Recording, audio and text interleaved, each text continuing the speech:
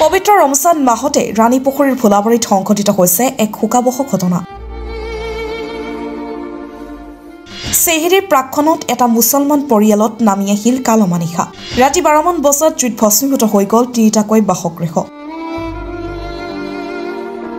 ওদালগুৰি জিলাৰ ৰাণীপুখুৰী VCDCৰ অন্তৰ্গত ভোলাবাৰীৰ বাহাৰালি ঘৰত নিশা ভয়ংকৰ অগ্নিকাণ্ড। পবিত্ৰ ৰমজান মাহৰ নিশা বাহাৰালি ঘৰত সংঘটিত হয় এই ভয়ংকৰ অগ্নিকাণ্ড।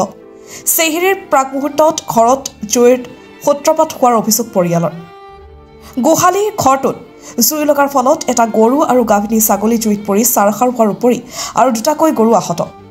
এই পবিত্ৰ ৰোজাৰ মাহটোতেই সংঘটিত হোৱা এই শোকাবহ ঘটনাৰ পিছতেই শোকত ভাঙি পৰিছে পৰিয়ালটোক আৰ্থিক সাহায্য প্ৰদান কৰাৰ বাবে মুখ্যমন্ত্ৰী হিমন্ত বিশ্ব শৰ্মালৈ আহ্বান। শৰ্ট চাৰ্কিটৰ কাৰণে তাৰমানে যিটো আপোনালোকে চাইছে জুইটো তাৰমানে লাগিছিল, ক্ষতি মানে কি কম, প্ৰায় 5-6 লাখ টকাৰ সা সম্পত্তি ক্ষতি হৈছে। গতিকে মই এইটো ক'ব বিচাৰিছোঁ যে আমাৰ যিটো হৰিচিঙা সমষ্টিৰ MCLA সঞ্জয় চৰকাৰী চাহাব আৰু আমাৰ VCDC চেয়াৰমেন মহিদুল ইছলাম, ইহঁতক মই এইটোৱে অনুৰোধ জনাওঁ যে এই বেচেৰাজন যিটো চাইছে আপোনালোকে, দিন হাজিৰা নকৰিলে, এদিন কাম নকৰিলে তাৰমানে ঘৰত ভাত খোৱাটো অসম্ভৱ। এনেকুৱা মানুহ গোটেই দিনটো হাজিৰা কৰিব লাগে। এনেকুৱা এজন মানুহৰ যদি ইমান ক্ষতিগ্ৰস্ত হৈছে, তেনে আমাৰ MCLA আছে, আমাৰ চেয়াৰমেন আছে, সিহঁতে নিশ্চয় কিবা সহায় কৰিব বুলি আমি আশাবাদী। গতিকে সিহঁতক মই অনুৰোধ জনালোঁ অতি সোনকালে, যিমান সোনকালে পাৰে, ৰমজান আমাৰ শেষে হ'ব, ঈদ আহি আছে সন্মুখত, আৰু এনেকুৱা এটা পৰিয়ালৰ ইমান ধ্বংস হৈছে। গতিকে আপোনালোকে যিমান সোনকালে পাৰে ইহঁতক সহায় আগবঢ়াব লাগে।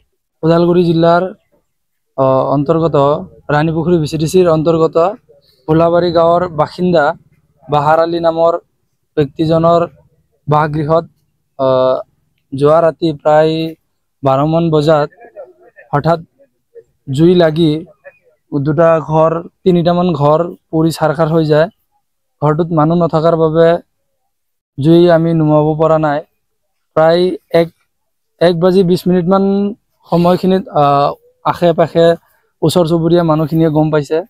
তাৰপিছত ওলাই আহি পেলাই কোনো ধৰণৰ আমি জুই ৰক্ষা কৰিব নোৱাৰিলোঁ, কাৰণ ওচৰে পাজৰে তেনেকুৱা পানীৰ সুবিধা নাছিল। দুখীয়া মানুহ যিহেতু, এখেতসকলৰ দমকলটো বেয়া হৈ আছিলে। এই জুইৰ কবলত পৰি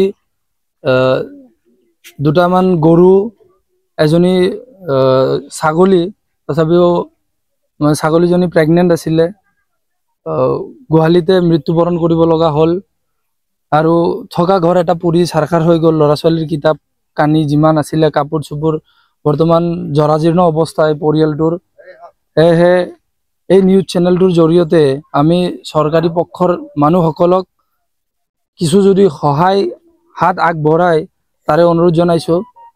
ফায়াৰ ব্ৰিগেডত খবৰ দিয়া হৈছিল, কিন্তু ইমান ৰাতিটো তেখেতসকলেও টোপনি যায়। প্ৰায় আধা ঘণ্টামান পিছত ৰেছপন্স কৰিলে, তেতিয়ালৈকে পুৰি চাৰখাৰ হৈ গ'ল।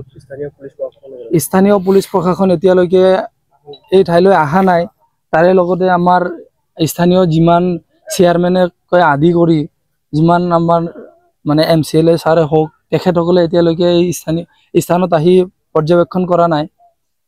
মানে যাৰ ক্ষতি হৈছে তেখেতহে গম পায় তেখেতৰ কিমান কষ্ট। এইজন মোৰ কাষতে থিয় হৈ আছে, বাহাৰ আলী। প্ৰায় আনুমানিক ক'ব গ'লে 5 পৰা 5.5 লাখ টকাৰ সা সম্পত্তি পৰি চাৰখাৰ হ'ল। একেবাৰে দুখীয়া মানুহ, মানে দিন হাজিৰা কৰি খায়, 300 টকা হাজিৰা কৰি নতুনকৈ ঘৰ বান্ধিছে। 1 বছৰ মানো হোৱা নাই ঘৰটো বান্ধা।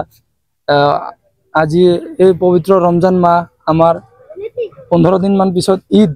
সকলোৱে হয়তো আনন্দ উল্লাসেৰে ঈদ উদযাপন কৰিব, কিন্তু এখেতৰ কষ্ট চাই বাৰুকৈয়ে দুখ লাগিছে। এতিয়া আমি চৰকাৰী পক্ষৰ মানুহসকলক আৰু অসম চৰকাৰ তথা শ্ৰদ্ধাৰ আমাৰ মুখ্যমন্ত্ৰী ডক্টৰ হিমন্ত বিশ্ব শৰ্মা ডাঙৰীয়াক আমি আহ্বান জনাইছোঁ, এই পৰিয়ালটোলৈ যাতে কিবা সহায় হাত আগবঢ়ায়। তাৰমানে আমরা খাওয়া দাওয়া হয়ে ঘুমাইলাম,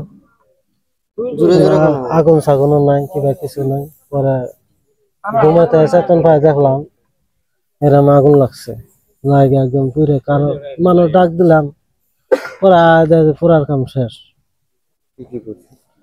আমার 3টা গরু, একটা পুড়িয়ে গেছে গা, আর 2টা আড়াইছে গেছে গা, আর দুটা আহত হয়েছে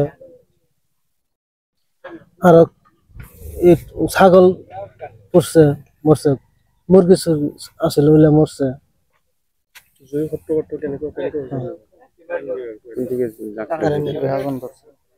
কোনটায় লাগলো আমি কোয়া পাইনি